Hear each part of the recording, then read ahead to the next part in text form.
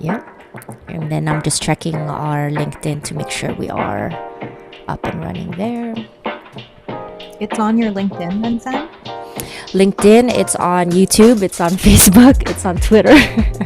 Nice. So we distribute to like 5 different channels and we're live. There we go. So I can see There we us. are. And then I'm just going to turn off this music on LinkedIn. Let's see here. All right, there we go. And then,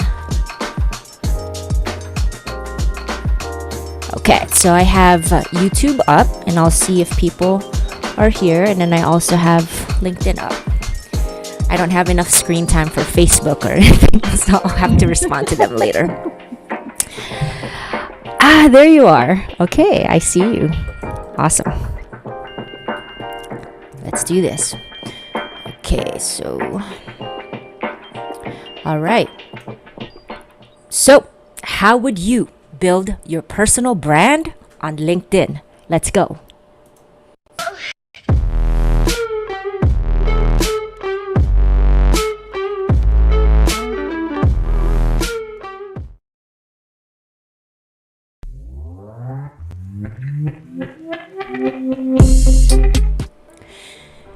Hey everyone, Zen here with another episode of Closed One.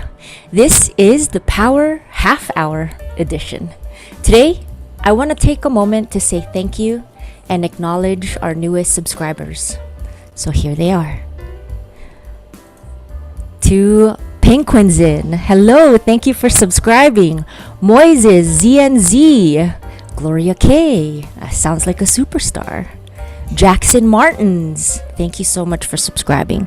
Dorothy Joseph, Dario de Oliveira, Netra Jackson, Altamine, and Ota. Arigato gozaimasu. Thank you so much.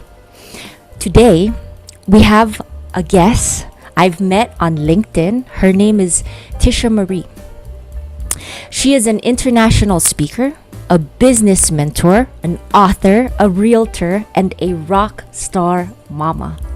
She gave up her corporate gig in 2004 and took the entrepreneurial route. And today she is going to help us learn her experiences, the good and the bad. And she's focused on doing the one thing that matters most, encouraging entrepreneurs like you get out of your own way, so that you can make things happen. Without further ado, please help me welcome Tisha Marie. Woo! Look at that. Yeah, Tisha, welcome. Let me get Thank you on you. here. And there you are. So you have to tell us. Let's start off with your journey. Like, how did you become? Well, first, your path towards authenticity and how to become such a badass. But start with where you were born and your corporate gig, right? Oh And goodness, yes. Yes, take it away. Yeah, okay. So going into the whole life story today. Yes. Thank you so much for having me on, Zen. This is fun. So I was born in San Jose, California, and so in the Bay Area, and moved to Arizona when I was 2. So I would say that I'm pretty much native. I've grown up in Arizona. I went to college in Arizona, Go Devils, Sun Devil, Arizona State University. And I think I've shared this even with you. I've always had this idea that I wanted to be the next Connie Chung. Have I ever told you that, Zen? I'm going to be Connie Chung. And I was doing all of these broadcasting classes. I was always on a mic. Hence, I even have a mic right now. I've always been on a mic somewhere in my journey. And so I was destined for this. And then when I got to my senior year in college, I had one speaker. There's always that one person that tells you straight, that tells you what life's going to be like gives you the future forecast. And the speaker in my class was like, it's cutthroat, it's competitive, your life's under a microscope, you've got to sacrifice your family for this breaking news, you're going to start at the bottom. I was just sinking in my chair going, oh my gosh, How I don't wanna negative. do this. Uh-huh. I'm like, all my dreams just faded. You just told me what it's going to be like. And now I have a really great view of what it is. And I decided that day, I walked out of there. I went to my boyfriend, who's of course now my husband, and I was like, I can't do it. And he's like, you're going to school for this. I'm like, I can't do it. I don't want to do this. And I think it was such a smart choice for me because most people don't realize that. They go in anyway and then they like, suffer because of it. That I made that choice because it totally changed the whole trajectory of my life. As my friend Brian Hill would say, it was your rewire moment. And so I ended up going into marketing and business and taking that as a minor and going into ad agencies and, doing all sorts of ad agency work, PR, communications, events. And it just gave me a better, well-rounded experience that I worked for a couple of ad agencies, deemed everybody I worked with complete, insane lunatics, horrible bosses, and left in 2004, the same year I got married. And that year I got married, I started a business in September. So it's coming up on my anniversary of being an entrepreneur. And and I to say, I don't say that I ever have regrets because I feel like when you enter into the entrepreneurship journey, it's a roller coaster. We of course know that there's going to be highs and lows. I've always had in the back of my head those end that I'm like, you know what? I'll go work for somebody else if it doesn't work out. And I've gotten to that point several times and I'm like, nope, I'm going to give it another shot. I'm going to give it another shot. And now realize that I am completely unemployable. Like, I don't want to work for anybody else. I'm just going to keep doing this because this is what makes me happy. And I've gone through several different pivots, as I've shared. I've had a marketing company. I've run an event management company. I ran a mom entrepreneurs group for several years and planned a whole bunch of signature events, and then kind of had a midlife crisis, and I feel like the question you asked of when did you start to develop this authenticity and this badassery, I really feel like that was the pivotal moment in my life, another rewire moment where the years leading up to that, we talked about imposter syndrome. I was really big into imposter syndrome. I was like, I don't want to put my identity out there. I don't want to be the brand. I want other people to be my brand for me. I want to hide behind the safety net. And I wasn't branding myself. And when I finally had this epiphany of what do I want to be when I grow up? Where am I going? What's my purpose? My business coach at the time was like, here's my best advice, build a personal brand. Yes. Wow, what an entry. Wow. Oh, wait, Robert Berry's here. Hey, Robert. Okay, so he's just saying hi to us. He's on LinkedIn as well. This imposter syndrome, I still feel it until today. Like, how do you combat like that doubt that's like insidious? It's like at the back of your lizard brain, and it comes from time to time. It's like, and no matter how much you try to ignore it or beat it or just, I don't know, be passive towards it, right? Because you're still trying to go and post. It's still there. It doesn't go away. What do you do in those situations? It's why I feel like personal branding is a journey. You're not going to know that answer in a day or 2 days or whatnot. You're really going to have to work at it. And so back to this, when I was working with this business coach, then she had me take a personality test. I have my clients even take a test as well, because the results are going to glare back at you. It's a test. It's an assessment of who you are to the core. And when she had me take this, I think it was just a Myers-Briggs test. It said, Tisha, you are a people pleaser and you care a lot about what other people think. And it stops you in your tracks. Like, those were the things that I was like, oh my gosh, like, do I want to be this person? And how do I change to be that I don't want to be this person? How do I stop being that? And I think it allowed me to realize where my downfall was and what was holding me back. And that was holding me back. I mean, think about it. If I say to you, Zen, that you're a people pleaser, that means that when you get into situations, the imposter syndrome is going to come out because you want everyone to be happy with who you are. Right. But what we have to realize that not everybody is your people. Not everyone is your tribe. Not everyone's going to gel with Zen. Not everyone's going to gel with Tisha. And you have to be okay with that.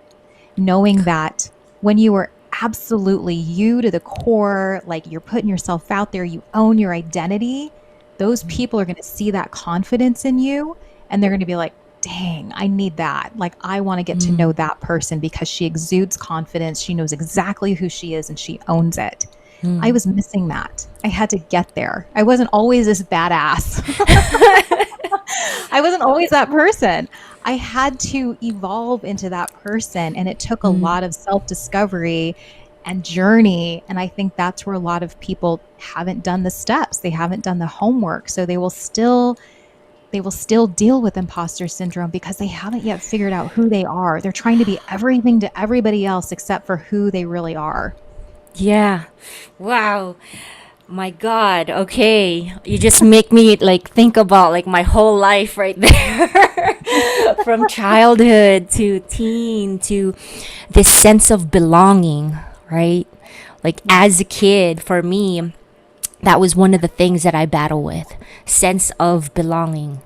And so with that comes like people pleasing, right? And so I had to like break that down, and I feel like I'm still trying to break that down. And I have to remember like the only tribe that matters are the ones that resonate with me, my family, my closest friends, and everyone else it's just distraction. And that's just it sounds like it's so smooth coming from you, but it's so much harder than It just is. saying it, you know? And so I'm slowly like tearing a little bit here because you're hitting all the good stuff, the It is. substance of just being It's humans. it's really hard. I mean, it's hard for me to grapple with, but I feel like, knowing that I don't have to have everybody like me has been so freeing. It's Yeah. pretty liberating to know that, you don't? Okay, that's okay because there are several other people that do. It's just like what is it that we do, Zen? Like we focus on the negative. Like if we have a day where one person says something bad to us, even though everybody else was complimenting us, Yeah. it's just like, maybe you wrote something on LinkedIn or Instagram and you had that one person, the troll, that really brought you down, but you had all of these other people that were like, you are a rock star, like you're so awesome. You're going to focus on the negative. Mm. We're all going to focus on the negative because we're like, why doesn't that person like me? Why not? But instead be like, but look at all of these people that support and love me. It's Yeah. so easy to focus on the bad when we really should be like, whatever. That's okay. Their problem's not my problem. It's okay. Like I have all of these other people that adore me and I adore them, and those are my people. So branding, in my opinion, is so much about finding your tribe and loving on them hard, right? Like being their biggest supporters and vice versa. Right. It is a process. It takes time to think that way, to practice gratitude instead of focusing on all the negative things that, sometimes go your way. Share with us, what are the benefits of building your personal brand? Like, what are some of the things that you've seen your clients excel at from your help, for instance, and for yourself as well, like building your own brand? What are some of the things that you were able to overcome? Sure, sure. Well, the biggest thing that I find people come to me with is they don't have a brand. And when I ask them, describe for me, like how you go about your brand right now. And honestly, it's like one of two answers then. It's either they are winging it without direction. So they're just like throwing Yeah. spaghetti at the wall and hoping it sticks, or they've officially deemed it a hot mess. And to me, that means that they haven't yet laid the foundational work. They haven't yet done the hard homework, which is like the deep dive into their soul. Like, who are you? What do you stand for? Why do you do what you do? Who do you want to be around? What's your legacy? Like, they haven't asked themselves those questions. That when I work with clients and I'm like, I need you to answer these questions for me, I'm like, I expect you to take some time. This isn't a do it in 5 minutes. Like this is your soul searching. Like this is who you are to the core. And so I have them do those exercises because it makes it so much simpler and more seamless once we know that information to start building their brand that they're confident in. So when I'm working with clients, I see their confidence rise. I see them get clearer on who they are and what their messaging is. They're developing what makes them different. I work with a lot of realtors then, and you're like, how are you different from the 90,000 other realtors out Right. there? Yeah. You There's a are lot. different. You are different. But we have to get to the bottom of how you're different, and we need to bring that to the surface. You know, the clients that I work with also start to realize that it's not always about work and company and titles. It's about you, your personality, your passion, your interests, like all of those things start to come to the surface, because as you and I know, it's a lot easier to have a conversation with someone around similar interests than it is just about company and title, right? So, and what you do, like nobody cares about what you do until they know who you are and how you can serve them. Gosh. So, Oh, I mean, I wish I had one of how those you just- bombs that's like, And I know that you talk a lot about sales, and to me, that's like sales 101. Like, just don't go in for the kill. Like, don't just go in and assume you know them. Like, you have to get to know them. You have to know what those struggles are and how you can best serve them. And if you're not the person to serve them, then, you know, refer them to someone who can, if you're not the best suited Right. person. So that's what I look at. Like, I love the transformation process, because even though I'm working with them on the internal stuff, they're also seeing the visuals come from it. They're starting to see their brand being built and in action.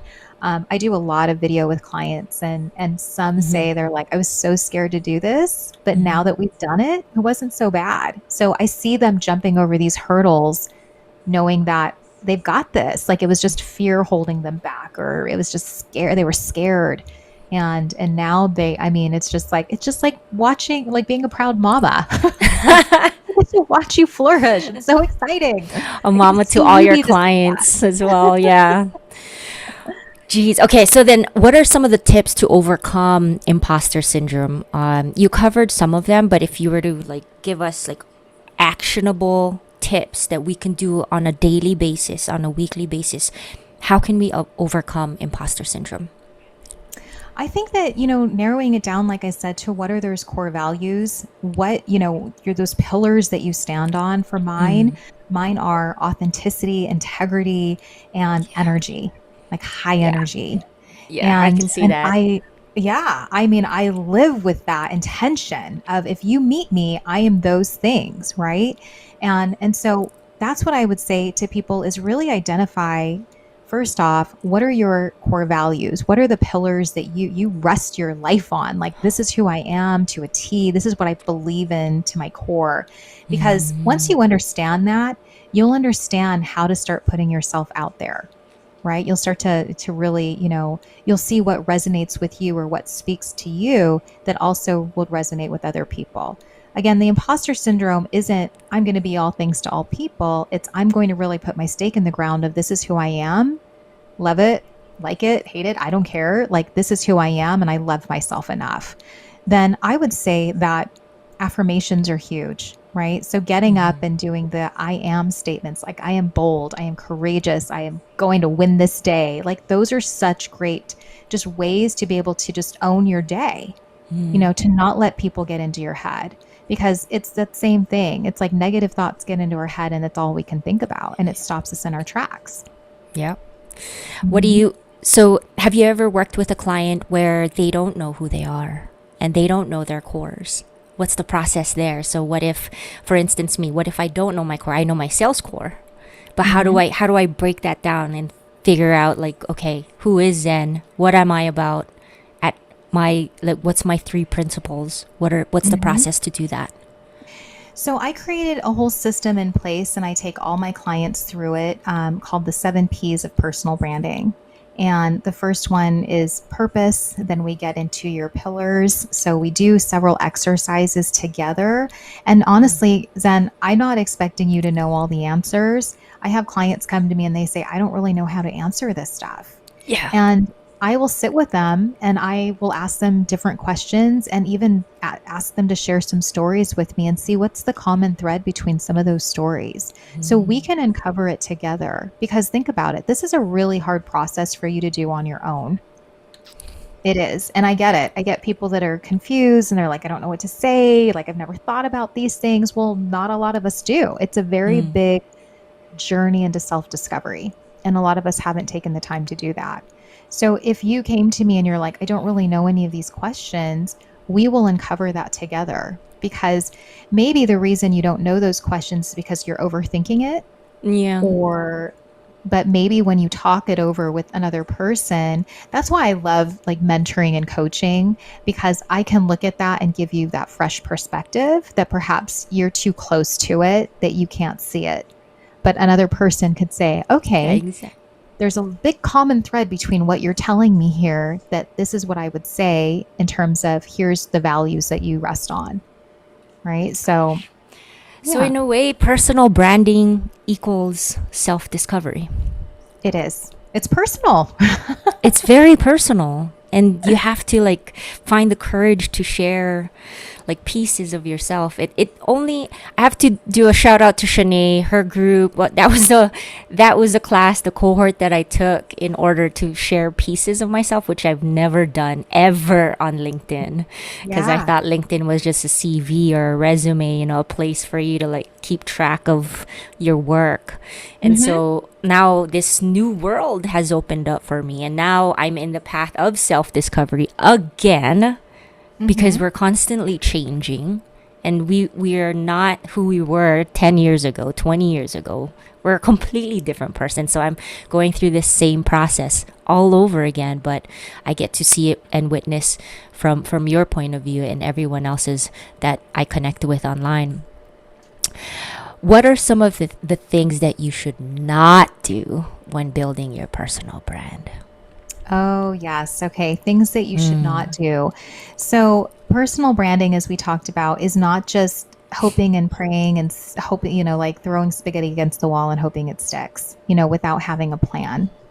That's why I say a lot of people come to me and they're like, I'm just winging it without direction. Well, no, you still need a plan. You still need direction.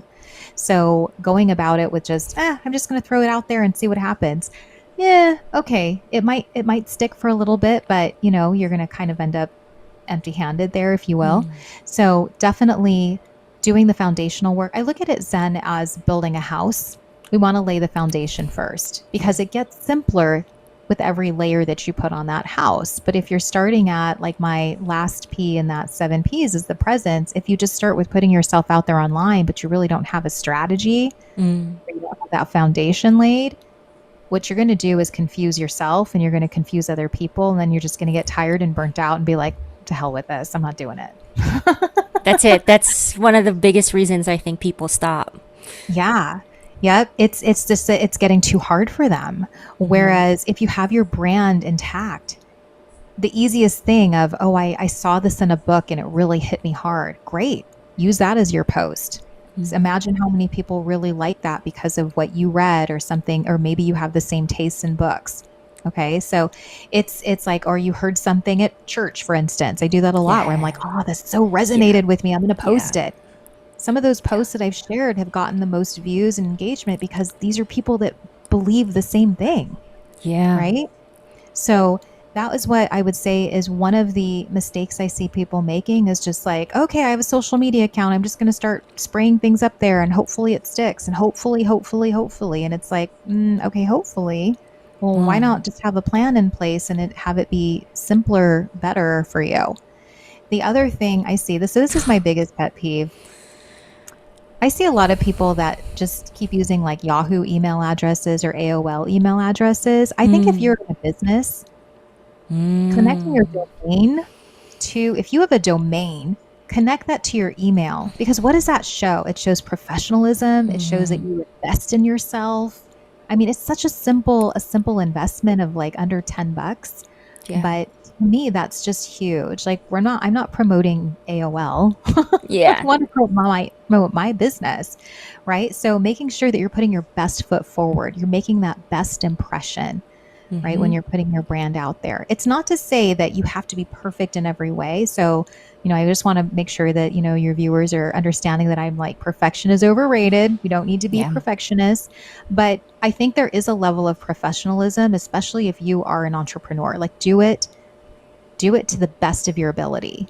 And to me, when you're using an AOL email, I'm like, yeah, that's something that we need to fix. Mm. Hmm. Mm-hmm.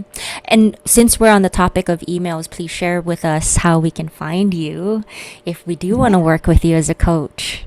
Yeah, yeah. So, I always say that, and I'll just throw up my domain. It's tishamaree.com. It's my first and middle name. 𝘁𝗵𝗵𝗀, MARIE.com. And that's a great place for people to just learn a little bit about who I am and what I do and so forth, but to also take a little assessment that I have. And then from there, people can book a spot with me on my calendar so that we can continue the conversation. I never want to leave someone hanging. Even if I can't be the person to help you, I want to direct you and connect you with the right type of person. Yeah, it's Speaking of hanging, I have to take it back because you didn't complete the 7 Ps. You went, Oh, yes. yeah, So 7 we have to Ps. cover the 7 Ps to help someone understand their core so that they can they know who they are when they're putting their personal brand together. So Yep. Okay. All right. So I'm just going to bring it back. So, and reiterate, the first P we talked about was purpose. So there's a lot of your purpose. soul searching, your self discovery is purpose. The second one are your pillars. So those are what are your core values? What do you hang your hat on, so to speak? The next one is passion. So here's another mistake I see people making, Zen. I see people making the mistake of, I'm just going to keep my professional life separate and my personal life separate. Oh yeah. And I look at that and I said, yeah, but people want to know who you are. They want to know who Zen is or who Tisha is. And so they want to see that personality come through. They want to see, what am I excited about? Like if you have dogs, why not show pictures of your dogs and you like hanging out at the park? It gives that sense of, oh, I know Zen. Like she seems like a cool person. I think I want to get to know Zen. Like it creates a much more meaningful connection. The fourth P, I just shared it, but personality. What does your personality say about you? Are you high energy? Are you a little bit more reserved? Like that's going to come across in how you post and how you write and how you share, you do videos. And then the next P are people and prospects. Here's another big mistake. Every person is my client. I can work with anybody in the world. Yeah, no.